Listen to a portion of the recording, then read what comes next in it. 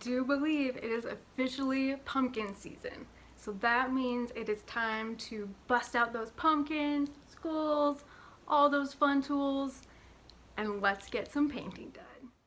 In this painting session, we'll be going over how I use pour art to paint craft pumpkins. So they look from this to this.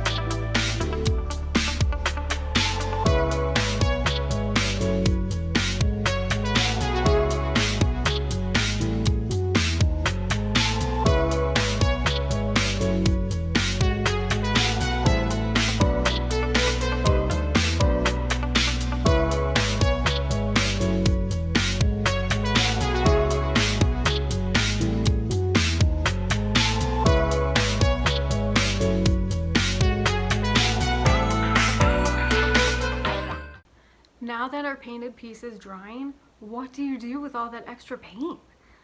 Luckily, there are a lot of ways to reuse it. Be sure to watch this next video to see how I use that extra paint.